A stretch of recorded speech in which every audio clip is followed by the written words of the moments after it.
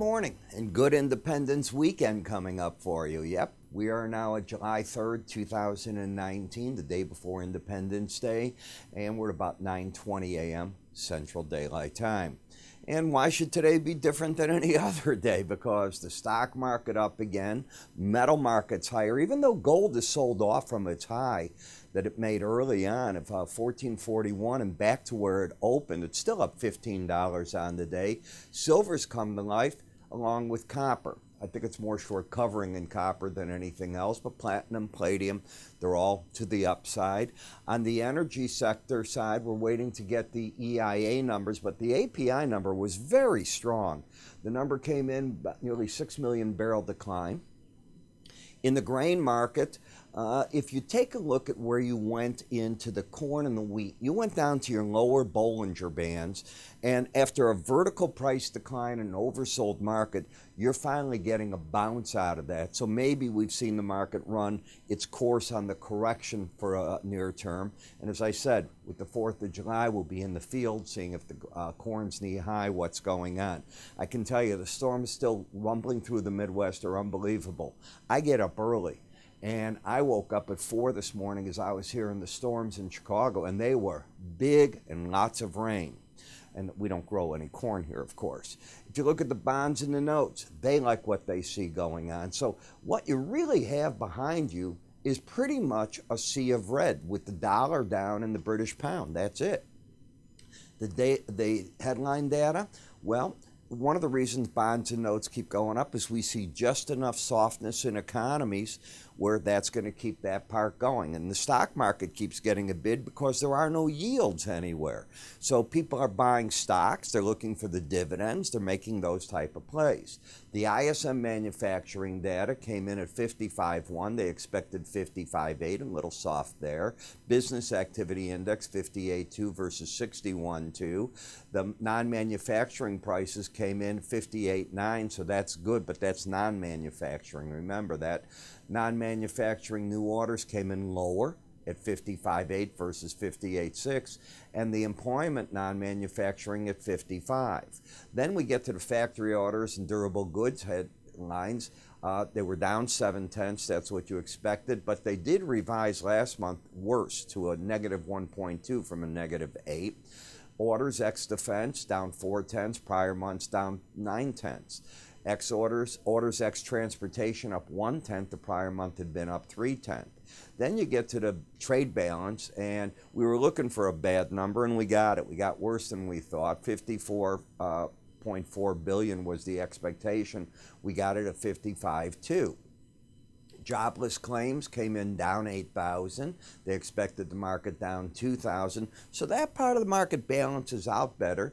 The ADP U.S. private headline recap, payrolls went up 12,000 to an expected 135. Then you can see the private payrolls revised up 41,000 from 47. So you still have the employment going through. The jobless claims down. Oh, did I do that twice? Yeah, I did. That's my mistake. And it looks like I copied that twice too. And the challenger jobs down to 28% versus the 58.77. So we're not letting as many people off. Sorry that I copied that twice there. But what I was saying I'm going to stick with. I think that part of what you've got going on is people are searching for yields, and the stock market still has dividends. Now remember, we're going to get, when we get back into the reporting period now in the companies, I think you can expect some bad numbers, not good numbers as they come out. Overall, just think back what you've seen in the last quarter, and when that comes out, we'll see where you're at. We did see a good part, though, from Tesla. Their numbers beat on all the numbers of production and what they put out there. So it's a nice way to go into the holiday period. I want to remind you about what I do. You know, I find, because I talk to a lot of people, they end up questioning their trade selections. Obviously, if you have a trade that doesn't go your way, you're always questioning it. But do you find yourself too often second-guessing and you don't pull the trigger on what you should be pulling the trigger on? That is the hardest part for many, many traders. I know because I've been teaching for 50 years in this. So what I do is I start you off in the morning, and typically, I've been lazy the past few days, these get published before 6 a.m. often. And what I cover are charts on the futures markets, 5 on the ETFs for you. It will be technical analysis. I'm going to touch on the fundamentals because I already know what's going on in Asia and Europe in terms of the fundamentals at that hour. But here's what I'm able to do. In this video, I'm going to throw out what I think are points of entry, exit, profit objectives, stops, all that to give you a trade idea as to what I'm seeing in the market. Maybe, just maybe, that gives you the extra bit of confidence that you need when you're looking at all these markets. And it's really easy to get around this video because you can just pull on the bottom. It'll highlight the area that you're in. There'll even be a small lexicon on the side that you look at from there. You can just click on the area you want to go to and away you are for it.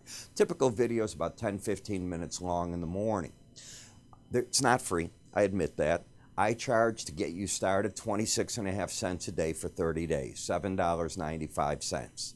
After that, if you want to keep up with it, $15 a month, or you can go to a 1-year subscription paid up front for $156. Any way you go about it, it's not expensive, and for all that you get put into it, away you go.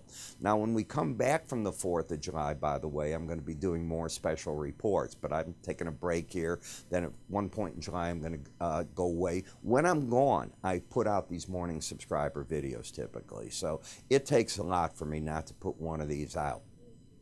Where do you find out the information? If you go to our website under Research or Education, you'll see morning subscriber video. It's got a fact sheet. It tells you how the whole thing works, what you do with it, and away you go. It also includes your mobile application so you can watch that. Without having the subscription service, I charge $40 for that.